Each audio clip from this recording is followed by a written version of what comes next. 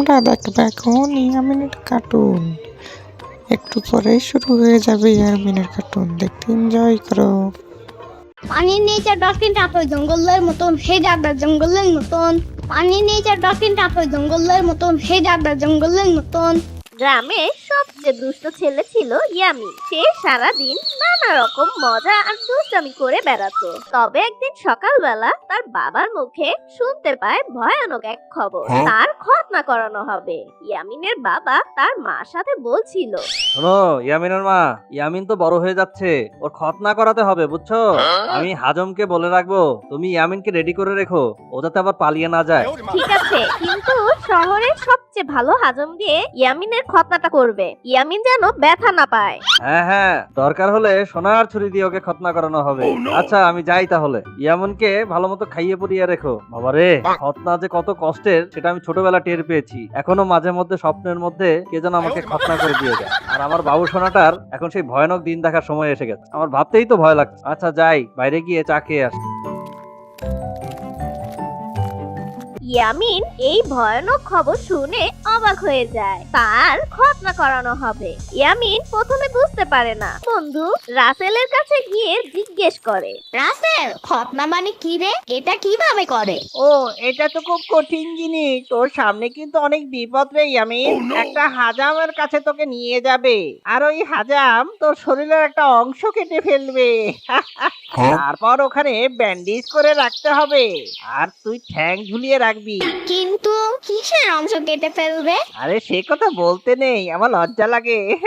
তবে শুনেছি যাদের খতনা হয় না তাদের কান নাকি অনেক বড় হয়ে যায়। কি কান? কিভাবে? আরে তাদের নাকি একটা বিশাল বড় মশা এসে রাতের বেলা কানে কামড়ে দেয়, আর কান ফুলে বড় হয়ে যায়। এই শুনে ইয়ামিন খুব ভয় পায়। ইয়ামিনের ভয় তখন চরমে। সে ঠিক করলো কিছুতেই খতনা করবে না। তখনই ইয়ামিন ভয় পেয়ে বাড়িতে দৌড়ে যায়। তারপর আম্মুর কাছে এসে ইয়ামিন বলে, আম্মু, আমাকে কি আসলেই খতনা করাবে? হ্যাঁ ইয়ামিন, বড় ছেলে হতে হলে খতনা করাতে হবে। না আম্মু, আমি এমনিতেই বড় হয়ে যাব, খতনা লাগবে না। সেটা কি হয় ইয়ামিন? বড় হতে হলে তোমাকে খতনা করতেই হবে। আর খতনা করলে তুমি তো অনেক খেলনা পাবে, অনেক মজার মজার খাবার পাবে, সবাই তোমার জন্য অনেক কিছু নিয়ে আসবে। আমার কিচ্ছু লাগবে না, কিন্তু আমি খতনা করব না। তখনই ইয়ামিনের বাবা সেখানে চলে আসে, আর ইয়ামিনের বাবা বলে, বাবু সোনা ইয়ামিন, কাল তোমার খতনা হবে, গ্রামের হাজম সাহেব আমাকে বলে দিয়েছে। বাবা, আমার খতনা লাগবে না, আমি এমনিতেই ভালো ছেলে আর বড় ছেলে হয়ে যাব। আরে ইয়ামিন, বড় ছেলে হতে হলে খতনা করতেই হবে।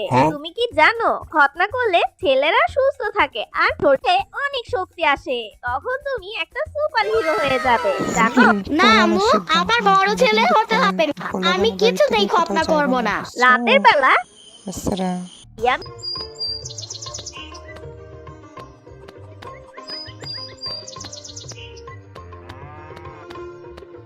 বলে, এটা এমন শাস্তি? আমি বড় হয়ে রান্না করব, পড়াশোনা করব, সবকিছু করব, কিন্তু আমি খতনা করব না বলেছি, করব না। খতনা ফাও কথা। ইয়ামিনের বাড়িতে সাম্বা, তার মামা আর নানারা সবাই চলে আসে। ইয়ামিনের খতনা হবে তাই সবাই বাড়িতে আসে। তখনই ইয়ামিনের মামা ইয়ামিনকে বলে, রে ইয়ামিন, আজকে থেকে তুই বড় ছেলে হয়ে যাবি, বুঝেছিস? খতনার জন্য তুই প্রস্তুত তো?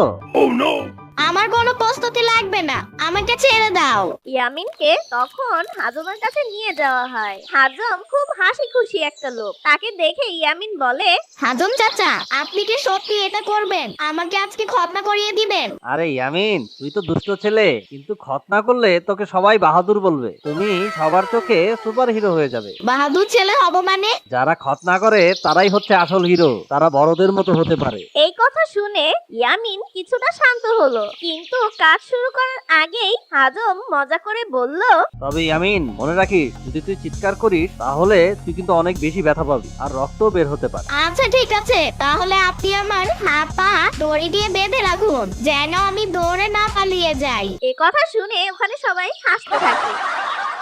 ইয়ামিনকে তার বাবা কোলে নিয়ে বসে আছে। তখন ইয়ামিন তার বাবাকে বলে, আব্বু, আচ্ছা এই কাজটা করার সময় কি খুব ব্যথা দিবে আমাকে? আরে ইয়ামিন, তুই তো হিরো, তুই ভুলে যাচ্ছিস কেন? তুই আজ হিরো হবি, তাই একটু ব্যথা পেলে কিছুই হবে না। হিরো হতে গেলে একটু ছোটখাটো ব্যথা পেতেই হয়, বুঝলি? আচ্ছা তাহলে সাবধানে কাটবেন, আমি বড় হয়ে বিয়ে করব, সেটা যেন ঠিকঠাক হয়। হাকিম তখন কাজ শুরু করলো। ইয়ামিন তখন চিৎকার করে উঠলো। আ আ এটা কি সেই হিরো হওয়ার অনুভূতি? কেন আগে এই কথা বলেননি? আপনি আমাকে মিথ্যা বলেছেন, এটা তো খুব ব্যথা। ইয়ামিনের যখন ঘটনা শেষ হয়ে যায় তখন উঠে দাঁড়িয়ে হাসি মুখে ইয়ামিন তার বাবা দিকে তাকিয়ে বলে, বাবা তুমি ঠিক বলেছো, আমি এখন বড় ছেলে হয়েছি, তবে মিষ্টি খাওয়াতে হবে। আরে বাহ, তুই তো খুব সাহসী ছেলে ইয়ামিন। বাড়ি ফিরে ইয়ামিন তার রাসেল বন্ধুকে বলে, রাসেল, ঘটনা খুব সহজ, তবে ব্যান্ডেজটা যেন লাঠির মতন লাগে। আমি এখন হিরো, বুঝেছিস? আর সবার থেকে আলাদা। রাসেল, তুই বুঝেছিস? আমি এখন সত্যিকারের হিরো হয়ে গেছি, আর তোদের সবাই থেকে আমি আলাদা। তখনই রাসেল হাসতে থাকে। সত্যি তুমি সুপার হিরো, তুমি আজকে অনেক সাহসের পরিচয় দিয়েছো। এখন থেকে আমাকে তোরা ইয়ামিন বলবি না, আমাকে তোরা বলবি ইয়ামিন বড় ভাই। আমি তোদের থেকে বড় হয়ে গেছি। শোনা বন্ধু কালা পাখি, আমি যেন কি বসন্তকালে তোমায় ভুলতে পারিনি। সাদা সাদা কালা কালা। কি খবর মামু? এমনি লুঙ্গি উঁচা করে খাড়াই আছো কেন? লাফালাফি করো না? আরে দূর মামু, আমার কি লাফালাফি করার অবস্থা আছে? দিছে তো আমার খতনা করাইয়া। আরে খতনা করছে তা কি হইছে? তুমি বাইরে আহো তো, লাফালাফি করো। না মামু, আমি যাব না, আমার শরম করে। আরে কি কও মামু, শরম করবো কে? এখানে কি শরমের কি আছে কত? আরে মামু, লুঙ্গি উঁচা কইরা হাঁটলে লোকজন আমাকে দেখে হাসে। ও আচ্ছা, তোমারও তাইলে লজ্জা শরম কিছু হইছে। আচ্ছা মামু, কিছু কি রাখছে নাকি পুরাটাই ঘেচাং করছে? মামু, তুমি করো নাই, তুমি যদি না কইরা থাকো তাইলে আবার কইরা দেখাও। মামু রাগ করো না, একটু একটু সহ্য করো, তোমার মিশন তো কেবল শুরু হইছে। মামু, আমি নানির কাছে শুনেছি তুমি তোমার খতনার দিন খাটের নিচে পলাইছিলা, আমি সব জানি। আরে মাটা কেমন না, এইসব কথা কেন যে তোমারে কইছে? মামু, ঘটনাটা কি সত্য? তুমি কি অনেক ভয় পাইছিলা? এই সব বান্দর বলা ভাই, তোর সাথে পেছাল পারার সময় আমার নাই। মামু, যাইও না, তোমার সাথে কথা আছে।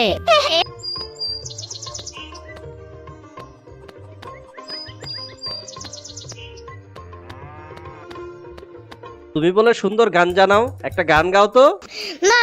না না ইয়ামিন, তুমি যদি সুপার হিরো হইতে চাও তাহলে তোমার গান গাইতেই হবে। আচ্ছা ঠিক আছে, বগুড়ার দই হালায় বাড়তি গায়, মোস্তাকিমের চাপা বাড়তি গায়। তোমার ওই গানটা গাও, ওই যে পানির নিচে কি চ্যাংটা কি দৌড়ায় নাকি জঙ্গলের মতন, ওইটা। পানির নিচে ডলফিন টাটো জঙ্গলের মতন, হে ডাকবে জঙ্গলের মতন। পানির নিচে ডলফিন টাটো জঙ্গলের মতন, হে ডাকবে জঙ্গলের মতন। জীবনের ছোট ছোট অভিজ্ঞতাগুলো সাহস আর মজার সঙ্গে গ্রহণ করলে সবকিছু সহজ হয়ে যায়। কেমন লাগলো বন্ধুরা আজকের গল্প? কমেন্ট করে জানিয়ে দিও।